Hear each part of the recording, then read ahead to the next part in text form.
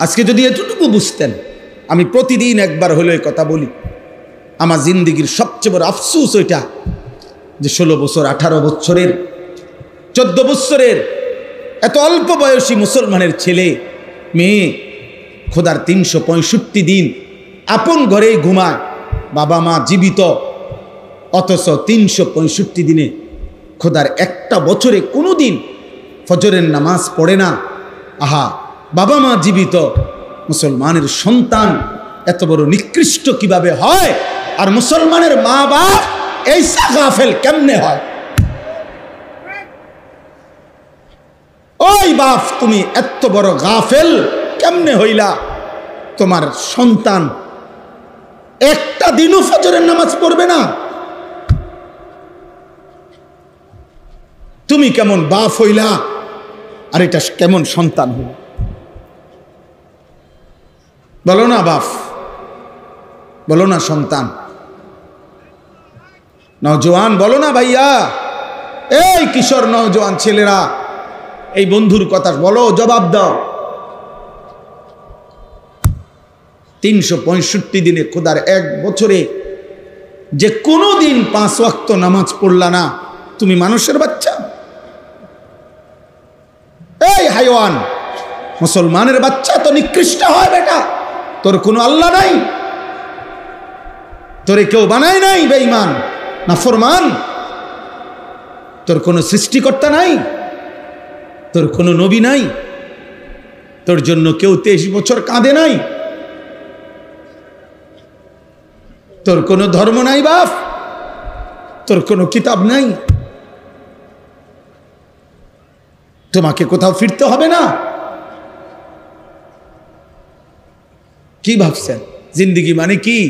ভাত তরকারি, পেশাব পায়খানা, মোবাইল, নারী, ছবি, খাতা বালিশ আর দোকানদারি, আর বন আর বিড়ি, চার বিস্কুট, পেঁয়াজু আর আলু চপ, আপেল আর মালটা, এরই নাম জীবন। খালাস, এরই নাম জিন্দিগি? বলো না বাপ। এজন্য অভিভাবক হিসাবে আপনারা প্রত্যেকের কাছে আমার অনুরোধ, হুজুর বলছি 2 দিন, বলছি মনে 200 বার বলছি, এত 200 বার বলার পরে আর বলার দরকার নাই, এই অনুমতি আপনারা কে দিল? হুজুর বিশ্বাস করেন, তার এমন আজকে 2টা বছর বুঝাইছি না, শেষে বুঝিতে আর নামাজ পড়তো না, অতএব এখন ছেড়ে দিছি। কারে জিগায় ছেড়ে দিছেন? আপনার মেম্বারের সিদ্ধান্ত দিছে নাকি? আপনার চেয়ারম্যানও বলছে নাকি যে আর কইও না? 2 বছরের পরে কি আর মানুষে কয়? এটা নিয়ম না, ছেড়ে দেওয়ার কোনো সুযোগ না। আমার অধীনস্থদের, আমার নিজের ঈমান আমল, আমার আখিরাতের ফিকির, আমার গুনাহ থেকে বাঁচার চেষ্টা, আমার নেক আমল করার চেষ্টা অব্যাহত রাখা, এটা আমার কোন দিন পর্যন্ত দায়িত্ব? হাত্তা ইয়াতিয়াকাল ইয়াকিন, মৃত্যু আসা পর্যন্ত আমার এটা দায়িত্ব। হুবহু আমার অধীনস্থদের ঈমান আমল আখিরাত, পাক নাফাক, হালাল হারাম, ইবাদত বন্দিগির নজর রাখা, খোদার কসম এটাও আমার মৃত্যু পর্যন্ত নয়, আমার অধীনস্থদের। আচ্ছা আমি আমারটা বুঝাই। আমার অধীনস্থ, যেমন আমি একটা উদাহরণ দিলে আপনারা বুঝবেন। যেমন আমি আনিসুর রহমান, আমার অধীনস্থ কারা? আমার একজন স্ত্রী আছে, বিবি, সে আমি তার জিম্মাদার, এ আমার অধীনে সে। 2, আমার 4টা ছেলে মেয়ে আছে, আমার 4 জন ছেলে মেয়ে, ওরা আমার অধীনে, আমি তাদের অভিভাবক। 3, আমার গাড়িতে আমার 2 জন মানুষ আছে, সবসময় আমার সাথে থাকে, একজন ড্রাইভার, একজন আমার খাদেম ছেলে হাফেজ সাহেব, এরা 2 জন আমার অধীনে, আমি এদের অভিভাবক। 4, আমার একটা ছোট মাদ্রাসা আছে কুমিল্লা ক্যান্টনমেন্ট ময়নামতি সাহেবের বাজার, সেখানে 34 জন শিক্ষক কর্মচারী আছে, স্টাফ আছে, আমি তাদের অভিভাবক, তারা আমার অধীনে। ওইখানে 500 জন ছাত্র আছে, 494 জন, ধরেন 500 জন, এই 500 জন ছাত্রের অভিভাবক, তারা আমার অধীন। এই মানুষগুলো, এই যেগুলোর কথা আমি বললাম, আমারটা আমি বললাম আর কি, আমি কমপক্ষে এদের ঈমান আমল আখিরাতের ব্যাপারে যত্নবান হওয়া, আমার সর্বাত্মক চেষ্টা করা, আল্লাহর কসম এটা আমার জিম্মাদারি। এখান থেকে একদিনেরও ছুটি নেই, একদিনেরও ছুটি নেই, একদিনেরও ছুটি নেই। এজন্য আম্বিয়ায়ে কেরাম দেখাইছেন নমুনা। হযরত নূহ আলাইহিস সালাম সর্বশেষ 950 বছর পরেও যেদিন তুফান শুরু হয়ে গেছে, ওনার নৌকা ছেড়ে দিবে তুফান থেকে বাঁচার জন্য, সেদিনও শেষ মুহূর্তেও ওনার ছেলে কেনআন ওই কাফের ছেলেটাকে ইমানের দাওয়াত দিছে, বলতেই থাকছে আর বলছে, বাপ ইমান এনে আমার নৌকায় উঠে আসো। ইয়া বুনাইয়ার কাম মা'ানা, হে আমার সন্তান আও না বাবা, ইমান আই না, আইসা পড় বাবা, এই তুফানে ডুবে যাবি। নূহ আলাইহিস সালামের ছেলে বলছে, না আব্বা, আমি ইমানও আনবো না, তোমার নৌকাতে উঠবো না। নূহ আলাইহিস সালাম বলছে, তুমি তো তুফানে ডুবে যাবা বাবা। তখন সেই ছেলে বলছে, কোরআনে আছে, সাআভি ইলা জাবালিন ইয়াসিমুনি মিনাল মা, আমি ওই পাহাড়ের উপরে গিয়ে আশ্রয় নেব, এই পাহাড় আমারে আপনার খোদার তুফানের পানি থেকে বাঁচিয়ে দেবে, এত উপরে পানি যাবে না। নাউযুবিল্লাহ। হযরত নূহ আলাইহিস সালাম তখনও অধৈর্য হন নাই, উনি আবারও বলছে, লা আসিমাল ইয়াউমা মিন আমরিল্লাহ, এই বাপ, আজকে মহান আল্লাহর এই ফয়সালা থেকে কেউ বাঁচাইতে পারবে না। পাহাড়ও না, জঙ্গলও না, হিমালয় পর্বত না, পারবি না রে বাপ, বাঁচতে পারবি। ছেলেকে হাত ধরছে, টানতেছে, বাপ আয় না, ডুবে যাবি বাপ, ঈমান আন, নৌকায় আয়। আল্লাহ বলেন, ওয়াহালা বাইনাহুমাল মাউজ ফাকানা মিনাল মুগরাকিন। আল্লাহ বলেন, এই টানাটানির মুহূর্তে বাপ টানে ঈমানের দিকে, সন্তান ছুটে যাচ্ছে কুফরির দিকে। এই অবস্থায় একটা তুফানের ঢেউ আসছে, এক ধাক্কা দিছে ঢেউ, এই ধাক্কায় বাপ আর পুতের হাতের বাঁধন জীবনের তরে ছুটে গেছে। ফাকানা মিনাল মুগরাকিন, অতঃপর ধীরে ধীরে ছেলেটি ডুবে গেছে। কিন্তু তিনি শেষ মুহূর্ত পর্যন্ত সন্তানকে বাঁচাইতে চেষ্টা করছে।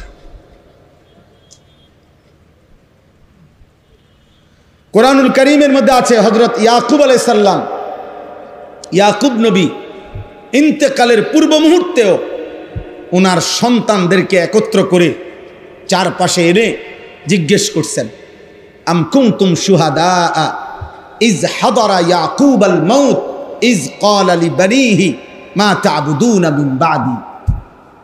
কোরআন শরীফের আয়াত কিনা? আল্লাহ বলেন, স্মরণ করেন ইয়াকুব নবীর মৃত্যুর সময়ের সেই কথা, যখন তিনি তার সন্তানদেরকে মৃত্যুর মুহূর্তে জিজ্ঞেস করছেন, হে আমার সন্তানরা, তোমরা আমার 12টা ছেলে, তো আমি পৃথিবীর থেকে চলে যাচ্ছি, আমি শেষ শুনতে চাই আমার পরে তোমরা কার ইবাদত করবে?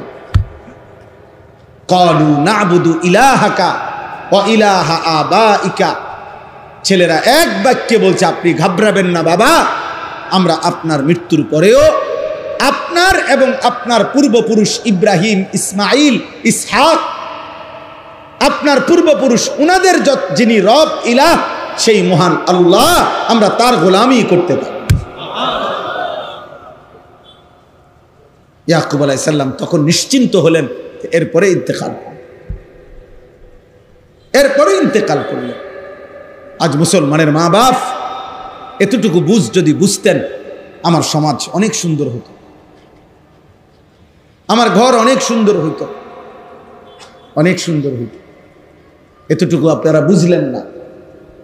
আপনারা মনে করছেন স্ত্রী সন্তানের জন্য আপনার দায়িত্ব ঘর, বিল্ডিং, দালান, সোফা, ফার্নিচার, খাট, পালং, বাজার, সদাই, ফর্ম ফিল আপ, রেজিস্ট্রেশন, বিদেশের টাকা, বাজারের ভিটি, জমি কিনা দেওয়া, বিল্ডিং সাজিয়ে দেওয়া, এরই নাম হচ্ছে বাবার দায়িত্ব। না রে বাপ, কোরআনুল কারীমে আল্লাহ বলছে, ওয়া'মুর আহলাকা বিস-সালাহ, তুমি তোমার পরিবারের সদস্যদেরকে নামাজের আদেশ করো, নামাজের আদেশ করো। নবীজি বলেন, কোন পুরুষ যদি তার পরিবারের সকল সদস্যকে ফজরের নামাজের জন্য জাগিয়ে দেয়। অতঃপর ফজরের নামাজ সবাই আদায় করে। যারা ঘরে পড়ার ঘরে পড়লো মহিলা, যারা মসজিদের জামাতে পড়ার জামাতে পড়লো।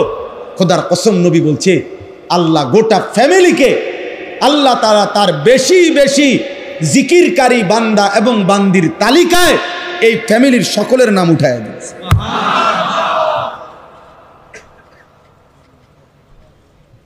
কুতিবা লিখে দেওয়া হবে। নবীজি বলছেন সাল্লাল্লাহু আলাইহি ওয়াসাল্লাম, রাহিমাল্লাহু রাজুলান আইকাযা ইমরাআতাহু ফাইন আবাত নাদাহা ফি ওয়াজহিহাল মা। আল্লাহ ওই পুরুষের উপরে, ওই স্বামীর উপরে আল্লাহ রহমত নাজিল করেন যে তার স্ত্রীকে ফজরের নামাজের জন্য জাগিয়ে দেয়। যদি সে উঠতে না চায়, ফাইন আবাত, উঠতে না চায়, তাহলে স্বামী আদর করে তার চোখে মুখে পানির ছিটা দিয়ে দেয়। ওঠো, উঠতে হবে, পানির ছিটা দিয়ে দেয় যেন সে উঠে। আল্লাহ নবী বলেন আল্লাহ ওই স্বামীর উপরে তৎক্ষণাৎ রহমত নাজিল করে। শেষ হয় নাই হাদিস, এর পরের অংশ হলো রাহিমাল্লাহু ইমরাআতান, আল্লাহ ওই স্ত্রীর উপরেও রহমত নাজিল করেন আইকাযাত যাওজাহা, যে তার স্বামীকে ফজরের নামাজের জন্য জাগিয়ে দেয়। ফাইন আবা, যদি স্বামী উঠতে না চায়, নাদাহাত ফি ওয়াজহিহিল মা, এবার স্ত্রী তার চোখে মুখে পানির ছিটা দিয়ে দেয়। উঠতা না, কালকে যে তুমি আমারে পানি দিছো চোখে মুখে, আজকে বালতি দিয়া পানি দিও, ওঠো। আচ্ছা, এমন ভালোবাসায় কি ঝগড়া হইব? এটা তো মহব্বত। আল্লাহ নবী সাল্লাল্লাহু আলাইহি সাল্লাম বলেন এমন স্বামী স্ত্রী উভয়ের উপরে মহান আল্লাহ রহমত বর্ষণ করেন। তাহলে পরিবারের ব্যাপারে জিম্মাদারি দেখেন। কোরআন শরীফের উদাহরণ শুনেন, একটা ছোট্ট উদাহরণ দেই, বুঝবেন। সূরা আহজাবের মধ্যে আছে, ইয়া আইয়ুহান নাবিয়্যু, হে নবী আমার, আমাদের নবীকে আল্লাহ বলছে, কুল লি আজওয়াজিকা, আপনি আপনার স্ত্রীদেরকে বলুন। আলাদা বলছে ওয়া বানাতিকা, আপনি আপনার মেয়েদেরকে বলুন। ওয়া নিসাইল মুমিনিনা, আপনি সমস্ত ইমানদার নারীদেরকে বলুন। কি বলুন? ইউদনিনা আলাইহিন্না মিন জালাবিবিহিন্না, তারা যেন তাদের দেহের আবরণ, বোরখা, পর্দা, দেহের কাপড়, মোটা ঢিলে ঢালা বোরখা আবৃত, একদম চোখ চেহারা সহ পুরা শরীর যেন ভালোভাবে তারা ঢেকে নেয়। এই কথাটা শতভাগ পর্দা করার জন্য, ঢিলে ঢালা পোশাক দিয়ে নিজেকে আবৃত করার জন্য, এমনকি চোখ জিলবাব বলা হয় যেটা দিয়ে চোখও ঢাকে, এরকম পোশাক দিয়ে তারা যেন নিজেদেরকে ঢেকে নেয়। এই আদেশ, এই পর্দার আদেশ আপনার স্ত্রীদেরকে বলুন, আপনার মেয়েদেরকে বলুন, ইমানদার নারীদেরকে বলুন। বুঝছেননি? কথা বলেন না, কথা এটা বুঝছেননি? এখন আমনে বলেন, এখান থেকে আপনি এটা ভাগ করেন। আমনে বুঝেন যে নবীজি সাল্লাল্লাহু আলাইহি সাল্লামের স্ত্রীগণ ইমানদার ছিলেন কিনা, নবীজির মেয়েগণ ইমানদার ছিলেন কিনা। তাইলে এই কথাটা তো একবারে বলতে পারতো যে হে নবী, ইমানদার মহিলাদেরকে বলেন তারা যেন তাদের কাপড় পর্দা করে নেয়। তো এটা বললেই তো স্ত্রীরাও বুঝতো, সে মেয়েদেরকেও বুঝাইতো, আবার বাকি মহিলা সাহাবী যারা তারাও তো বুঝে নিত। এই এক শব্দ দ্বারাই তো হয়ে যাইতো, কিন্তু আলাদা বললেন কেন? স্ত্রীদেরকে বলুন, মেয়েদেরকে বলুন, মোমেন মহিলাদেরকে বলুন, এরকম তিনটা আলগা আলগা বললেন কেন? আল্লাহ বুঝাইতে চাচ্ছেন, বন্ধু আপনি একজন স্বামী, অতএব আপনি স্বামী হিসাবে স্ত্রীদেরকে বলুন। আপনি একজন বাবা, আপনি বাবা হিসাবে মেয়েদেরকে বলুন। আপনি একজন নবী, নবী হিসাবে আপনার ইমানদার উম্মতের নারীদেরকে বলুন। কি করে দিছেন? আলাদা করে দিছেন, নয়তো এমনি করলো কেন? ভাগ করে দিছেন কিনা? তাইলে এবার বুঝছেন?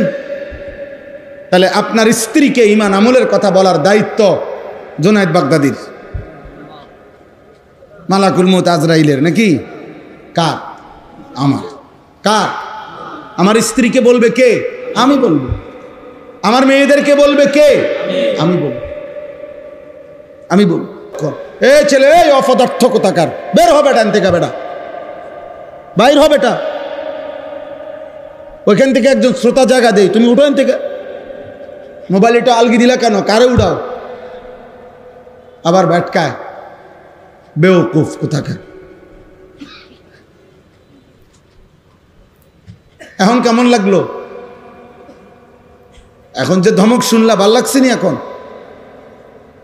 আমি কি সুন্দর করে বলি নাই? কথা বলেন না কেন? বিষয়টা কি আমি বুঝায় বলি নাই? তাইলে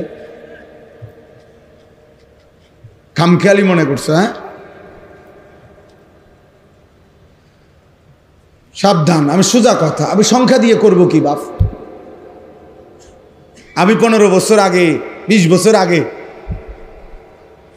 4 জন মানুষের সামনে বয়ান করছি, 10 জন মানুষের সামনে বয়ান করছি। এখন একেবারে পুরো আমার মনে আছে আলহামদুলিল্লাহ। আমি 5 জন 10 জন মানুষের সামনেও আল্লাহকে সাক্ষী রেখে বলতেছি 4 ঘন্টা লাগাতার বয়ান করছি। 4 ঘন্টা, গড়ির ঘন্টা। কোনো অসুবিধা না, এটা কোনো বিষয়ই না। অনেক মানুষ, কম মানুষ, কোনোটাই সফলতা কিংবা ব্যর্থতার কিছু না। মহান আল্লাহ রব্বুল আলামিন গ্রহণ করা, কবুল করা, এটা হলো মূল বিষয়। আল্লাহ গ্রহণ না করলে 100 কোটি মানুষও কিছু আসে না, কোনো ফায়দা নাই। বললাম না, জনপ্রিয়তা ধোঁকা, ধোঁকা। এজন্য দোস্ত মনোযোগী হওয়া দরকার।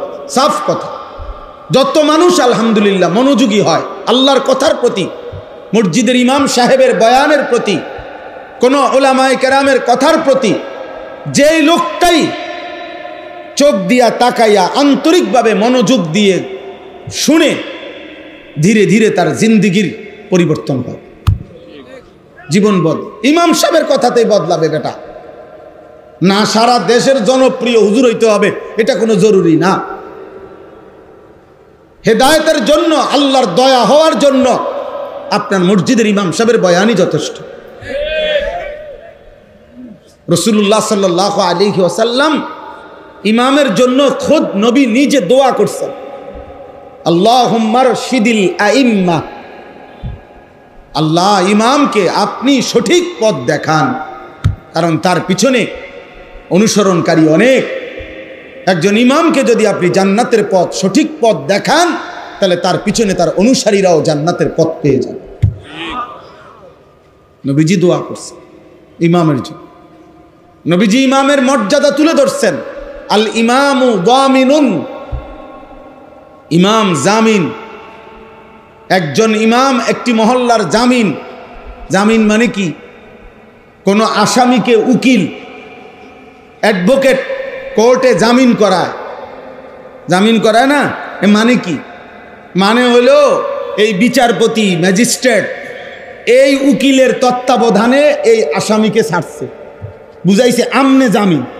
অর্থাৎ এই বেটা যদি ভাগ্যে যায়, কোর্টে যদি হাজিরা ঠিকমতো না দেয়, এই সকল বিষয়ে আমনে দায়বার, আমনে জবাব দিবে, আমনে হিসাব দিতে হবে।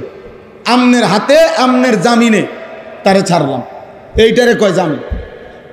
অ্যাডভোকেট সব জিম্মাদারি নিচ্ছে আর কি, যে আমি এবারে আমার দায়িত্বে নিলাম, ছেড়ে দেন তারে, আমি যতদিন শুনানি চলে বা প্রয়োজন হয় হাজিরার দিন আমি আনব। তাহলে উনি জিম্মাদার, জামিন, এইটারে কয় জামিন। আসামির জামিন হয়েছে মানে ওই উকিল সাহেব জামিন হয়েছে আর কি। ঠিক আল্লাহ নবী সাল্লাল্লাহু আলাইহি ওয়াসাল্লাম যেন বললেন, একটি মসজিদের ইমাম, মহল্লার ইমাম, একজন আলেমে দ্বীন, ওই মহল্লাবাসীর ঈমান আমল আখিরাতের জামিন। যেন বললেন যে আমি আপনাদের আখিরাত পরকাল ঈমান আমল এর দায়িত্ব নিলাম, যে ইনশাআল্লাহ আমি আপনাদেরকে আখিরাতের রাস্তা, জান্নাতের রাস্তা সঠিকভাবে দেখাবো। অনেক বড় জিম্মাদার। ইন্নামা জুইলাল ইমামু লিউতাম্মা বিহি, নবী সাল্লাল্লাহু আলাইহি সাল্লাম বলেন, নিশ্চয় ইমামকে বানানো হয়েছে যেন মুসল্লিগণ, অনুসারীগণ তাকে অনুসরণ করে, এই জন্য অনুসরণ করে। এবং এখান থেকে শ্রদ্ধেয় উলামায়ে কেরাম যারা আইম্মায়ে হাজরাত, আপনাদেরও জিম্মাদারি, আপনারা এই পরিমাণ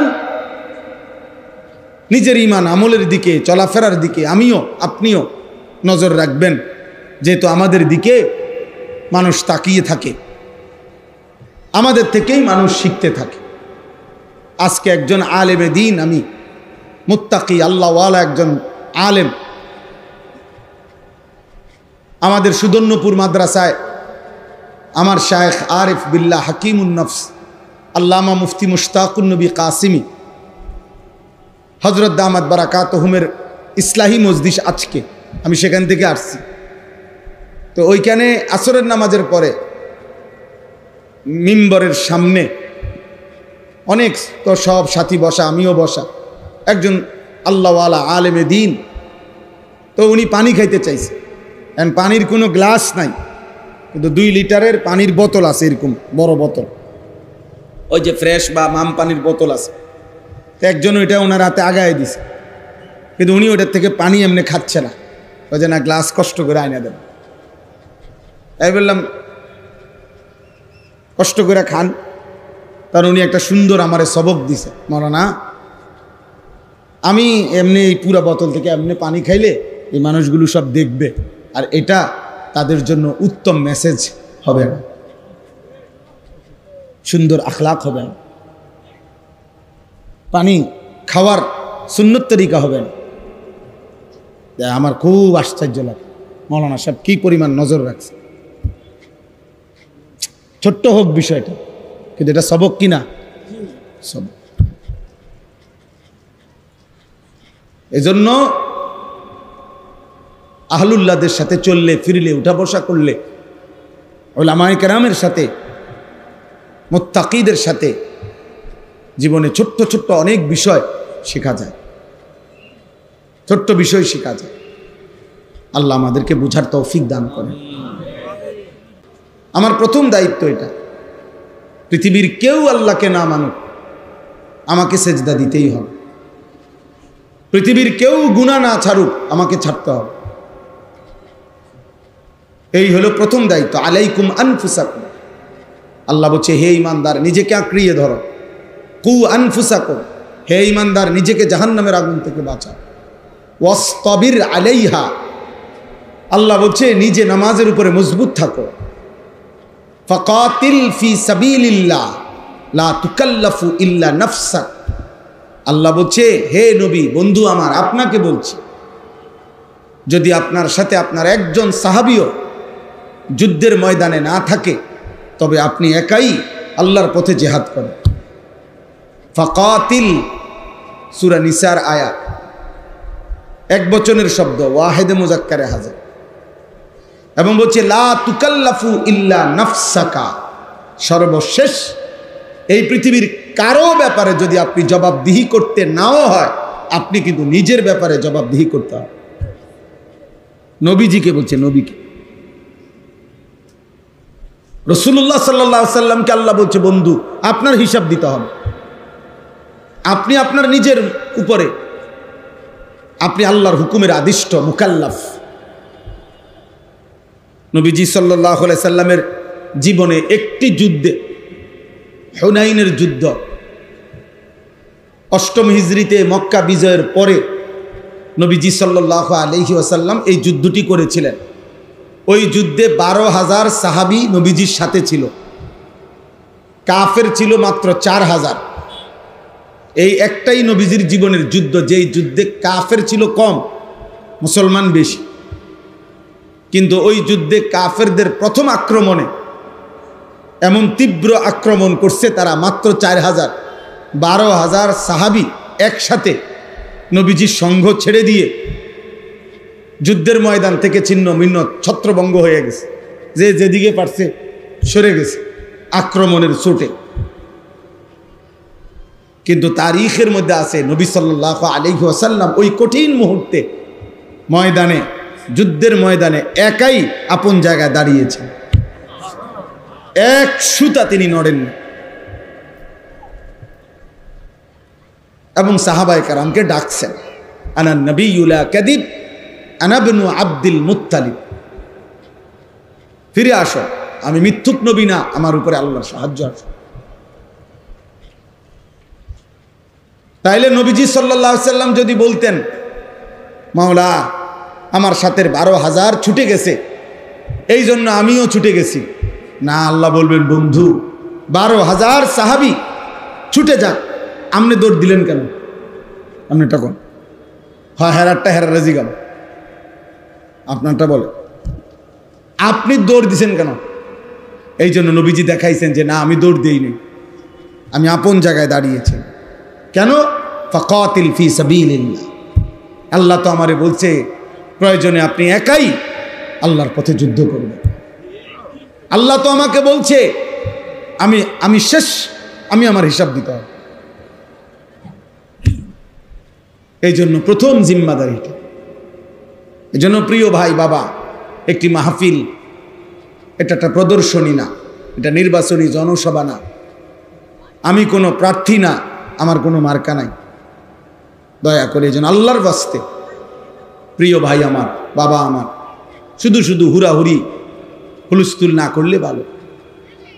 আল্লাহর কথা ওলামায়ে কেরাম ধারাবাহিকভাবে বলতেছেন, নিজের জন্য মনোযোগ দিয়ে শুনলে ভালো, শুনলে ভালো। এই প্রচণ্ড গরমের মধ্যে আপনারা কষ্ট করে বসছেন, অতএব মনোযোগ দিয়ে কষ্ট করেই শুনেন, আল্লাহ বরকত দিবে, আল্লাহ বরকত দিবে। আমি দয়া করে অনুরোধ করলাম, আমরা প্রত্যেকেই নিজের ঈমান আমল আখিরাতের ব্যাপারে আমাদের প্রথম দায়িত্ব এটা আমাদের ফিকিরে রাখতেই হবে, আমাদেরকে এটা মনে রাখতেই হবে। আমি প্রসঙ্গক্রমে দ্বিতীয় আরো দুইটা বলি। একজন পুরুষ হিসাবে সবাই মনোযোগ দিয়ে শোনো। 1 নম্বর দায়িত্ব হলো আমার নিজের ব্যক্তি, আমি আমার ঈমান আমলের হেফাজত, আমার আখিরাতের ফিকির আমার মধ্যে থাকা চাই, জওয়ান হোক বুড়া হোক। দ্বিতীয় নম্বর হলো একজন পুরুষ হিসাবে আমার দ্বিতীয় পরিচয় হলো আমি একজন অভিভাবক। অতএব আমার অধীনস্থ যারা, তাদের প্রত্যেকের ঈমান আমল আখিরাত হালাল হারাম, তাদের ইবাদত বন্দিগির প্রতি নজর রাখা, তাদেরকে ইবাদত আমল আখিরাতের ফিকিরে অভ্যস্ত করা, আল্লাহর কসম এটা আমার প্রতিদিনকার দায়িত্ব, এটা আমার নিয়মিত দায়িত্ব, প্রতিদিন হায়াত আছে যত। এই জন্য দোস্ত, এটা বহুত জরুরি বিষয়। আমাদের প্রত্যেকের বিবেক অনুভূতি জাগানো দরকার।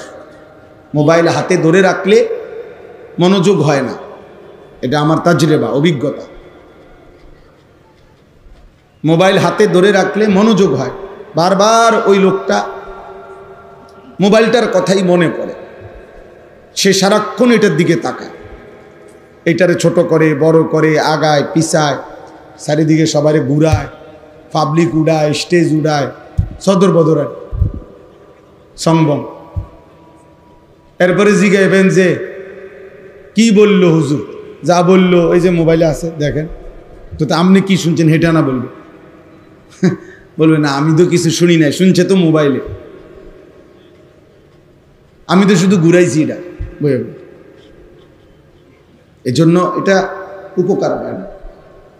হাকিমুল উম্মত মুজাদ্দিদুল মিল্লাত হযরত মাওলানা শাহ আশরাফ আলী থানভী নব্বরাল্লাহু মারকাদাহু, হযরত বলছেন মানুষের অন্তর, মানুষের দিল একই মুহূর্তে 2 জিনিস ভাবতে পারে না। এটা মনোবিজ্ঞানের কথা। এক মুহূর্তে মানুষ 2টা ভাবতে পারে না, একটাকে সরাইয়া আরেকটা ভাবতে হয়। এজন্য কারো দিলের মধ্যে যদি এই মুহূর্তে মোবাইলের কল্পনা থাকে তো নিজের কল্পনা আসবে না, নিজের ঈমান আমলের অনুভূতি জাগবে না। অথচ আমাদের উচিত সর্বপ্রথম জিম্মাদারি আমাদের নিজের ঈমান আমলের ফিকির করা। প্রত্যেক পুরুষ এবং নারীর প্রথম দায়িত্ব, আমি পুরুষ আনিসুর রহমান, আমার প্রথম জিম্মাদারি আমার ঈমান আমল আখিরাতের হেফাজত, এটার খেয়াল রাখা। পুরুষ মাত্রই বেশি আল্লাহওয়ালা বুজুর্গ হক্কানি রব্বানি মুত্তাকি ওলামা, আহলুল্লাহ, আউলিয়া, বুজুর্গানে দ্বীনের নজরের বরকত, চোখের বরকত। এই আসা যাওয়া, ওনাদের সামনে বসা, ওনাদের দিকে তাকিয়ে থাকা এবং ওনারাও আপনার দিকে তাকানো, এই নজরের বরকতে জিন্দেগি বদলায়, জীবন বদলায়। কারো জনপ্রিয়তা দিয়ে কারো কিচ্ছু আসে যায় না। জনপ্রিয়তা এটা এক ধরনের ধোঁকা। দুনিয়া যেহেতু পুরাটাই আল্লাহ বলছে ধোঁকা, তো এখানের এই জনপ্রিয়তা এগুলোও ধোঁকা। আমাল হায়াতুদ দুনিয়া ইল্লা মাতাউল গুরুর, আল্লাহ তাআলা বলছেন দুনিয়ার জীবন ধোঁকা, ধোঁকা সব। এজন্য জনপ্রিয়তা দিয়ে কোনো কিছু আসে যায় না। শুধু শুধু হই হুল্লোড় হাঙ্গামা করার কিচ্ছু নাই ভাই। আমারে যদি মনে করেন 1 কোটি মানুষ চিনে, আমার কবরের আযাব মাফ তো, তাহলে আমি এটা দিয়ে কিরমু? আমি এই পরিচিতি দিয়ে কি করব? আমারে যদি 10 কোটি মানুষও চিনে, আপনাদের কারো কবরের আযাব মাফ তো, তাহলে আপনাদের কি লাভ? আমারে না চিনে আপনাকে কি? আপনাদের কি অর্জন এতে? আমারে চিনলে আপনার লাভ কি? আপনি লাফান কিনতেন। এই জন্য দোস্ত, এই সমস্ত জনপ্রিয়তা দিয়ে বক্তারও কোনো লাভ নাই, শ্রোতারও কোনো লাভ নেই। বরং ঈমান আমলের ভিত্তিতে আমাদের উভয়ের লাভ। সেজদা দিলে আমারও লাভ, শ্রোতারও লাভ। একটা একটা গুনাহ ছেড়ে দিলে আমারও লাভ, শ্রোতারও লাভ। আল্লাহ তাআলার এক এক হুকুমের গোলামি করলে আমারও লাভ, শ্রোতারও লাভ। ইমামেরও লাভ, মুসল্লিরও লাভ। পীর সাহেবেরও লাভ, মুরিদ সাহেবেরও লাভ। এজন্য মূল বিষয় তো এটাই, তাকওয়া। সমস্ত মুমিনের কাছে আল্লাহ তাআলা চেয়েছেন ইত্তাকুল্লাহ, তাকওয়া চেয়েছেন। বারবার কোরআনুল কারীমের মধ্যে আল্লাহ তাআলা এটা বলছেন, ইয়া আইয়ুহাল্লাযীনা আমানুত্তাকুল্লাহ ইত্তাকুল্লাহ ইত্তাকুল্লাহ ইত্তাকুল্লাহ। হে মুমিন, তাকওয়া অবলম্বন করো, তাকওয়া অবলম্বন করো, তাকওয়া অবলম্বন। তাহলে সমস্ত মুমিনের কাছে আল্লাহর চাওয়া তাকওয়া। কি বলেন? তাকওয়া। আমার কাছেও এটা আল্লাহ চাইছে, আপনার কাছেও এটাই চাইছে। হে ঈমানদারগণ, এর মধ্যে আমিও অন্তর্ভুক্ত, আপনারাও অন্তর্ভুক্ত, ওনারাও অন্তর্ভুক্ত, আমরা সকলেই অন্তর্ভুক্ত। অতএব আল্লাহ তাআলা আমাদের সকলের কাছে চেয়েছেন তাকওয়া, ইত্তাকুল্লাহ। তাকওয়া কি? তাকওয়া 2 জিনিস, তারকুল মুনকারাত, ফি'লুল খায়রাত। সমস্ত গুনাহ ছেড়ে দেওয়া, সমস্ত আদেশ পালন করা, এরই নাম তাকওয়া। অথবা তাফসীরের মধ্যে এভাবেও আছে, তাকওয়া মানে কি? আইয়ুতাআ ফালা ইউসা, সর্বদা আল্লাহ তাআলার আনুগত্য করতে থাকা, কখনোই আল্লাহর বিরুদ্ধাচরণ, নাফরমানি না করা, গুনাহ না করা। আইয়ুশকারা ফালা ইউকফার, সর্বদা আল্লাহ তাআলার শুকর আদায় করতে থাকা, কখনোই আল্লাহ তাআলার অকৃতজ্ঞ না হওয়া, এটা তাকওয়া। আইয়ুযকারা ফালা ইউনসা, সর্বদা আল্লাহ তাআলাকে স্মরণ করতে থাকা, আল্লাহ তাআলার জিকির করতে থাকা, আল্লাহকে ভুলে না যাওয়া। এই 3 জিনিসকে তাকওয়া বলে। অথবা ওই প্রথম যেটা বললাম, ওই 2 জিনিসকে তাকওয়া, একই কথা। গুনাহ ছেড়ে দেওয়া, আল্লাহ তাআলার আদেশ পালন করা।